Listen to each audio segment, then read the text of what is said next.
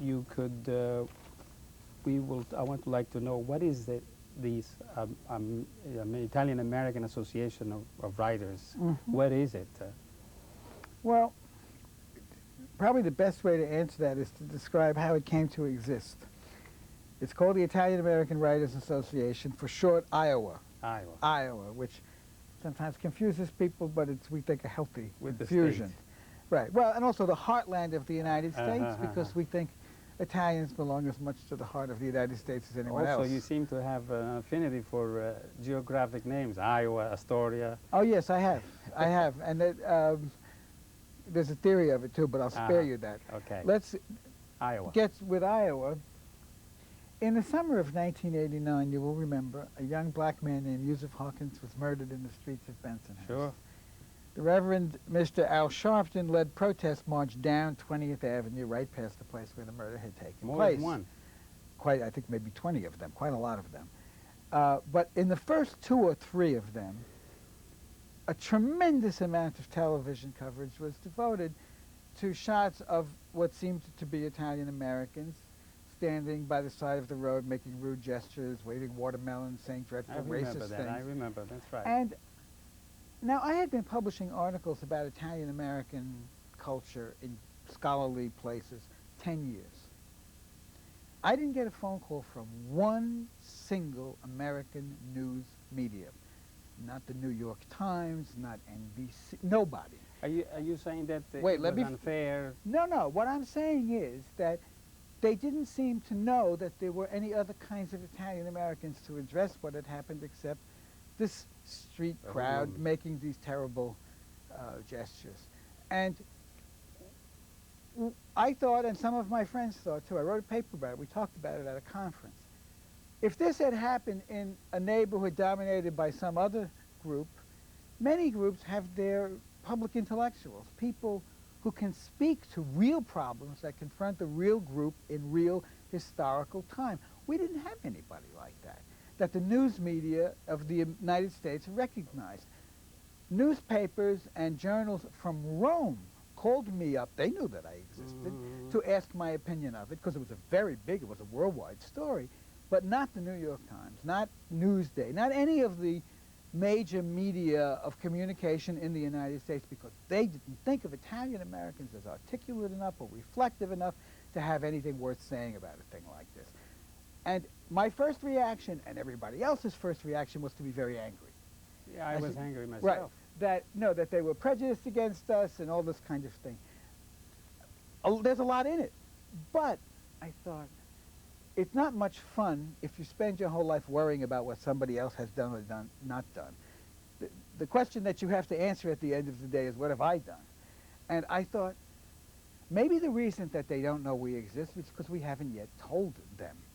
And we started talking about this. Peter Caravetta from Queens College and Teresa Aiello-Gerber from NYU and I got the idea of starting a writers' association that would be a public forum where Italian Americans could develop a style of public communication that went beyond, you know, the organ grinder's monkey kind of thing. But do you think that now that the Iowa exists, that if any racial incident would happen against the Italians, that the media would call the Iowa, would call you, or is it that they would ignore and they are looking for the excitement, people with watermelons and with epithets and? No, I don't think so. Because what's happened in the interim? I mean, there's another set of things that enter into the foundation and the formation that Iowa took, which was that we couldn't get our books published.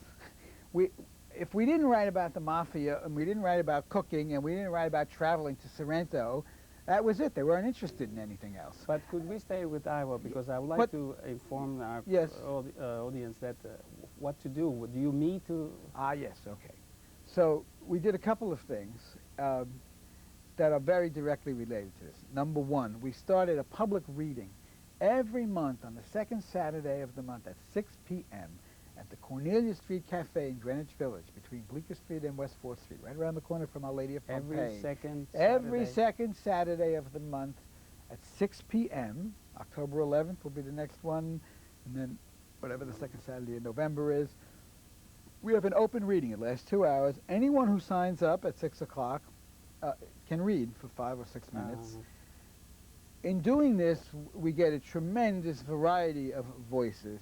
We also, every month at the Barnes & Noble on Astor Place, we present a new book by an Italian-American writer. Because again, when we began, we would take our books to publishers and we would say, well, this is Italian-American writing, and they would say, there is no such thing. I must say that the idea of one book a month became my idea of showing one writer, Italian-American writer a month. That's why we began with this program. So I received influence from your type of program. But I'd like to tell our audience that at the end of the program, we will show you the address and telephone number of the Cornelia Street Cafe, just in case, so you could prepare a pencil and paper, so maybe if they like to attend. Can they attend if they want to? Anybody can come. How do you become a member? How do you just sign our mailing list.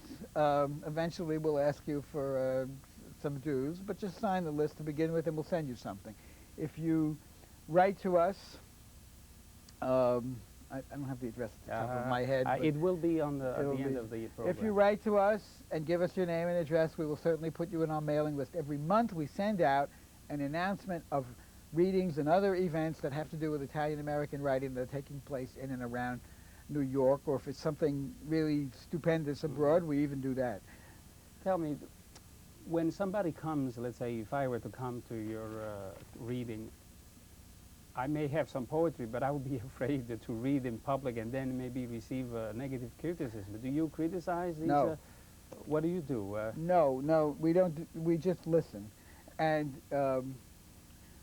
very, very early on, we understood that many Italian Americans had been writing about their experiences, their feelings, their understandings, their doubts, their contradictions, all of that, but not publishing it because they couldn't find any place to publish it. And when they came to us, they had a sort of natural shyness of people who haven't been in the public forum. And very quickly we thought, let's not turn this into a writing workshop. Let's just see if we can hear what the sound of Italian Americans speaking Italian American English sounds like.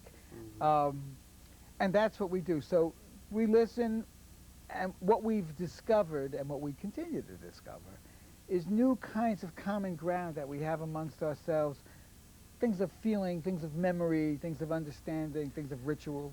Do you have, in addition to the reading, do you have some association with some magazine, literary magazine, if they want to publish their poems? We collaborate with, but we don't run any magazine. There are 3 or 4 actually that I could mention. Italian Americana is the oldest. It's a literary and cultural review. It's published in Rhode Island. Italian Americana, the editor is Carol Bonomo Albright. Via, Voices in Italian Americana, has been in publication since 91, I believe, 1991. It's a biannual, it comes out twice a year, whatever, however you say that, semi-annual. There's Bordighera.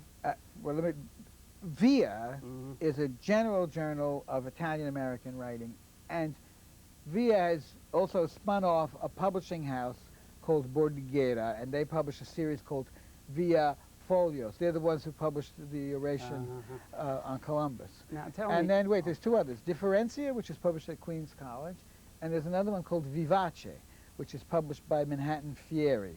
We collaborate with all of those magazines, so there's a lot of places now where Italian-American writers can publish.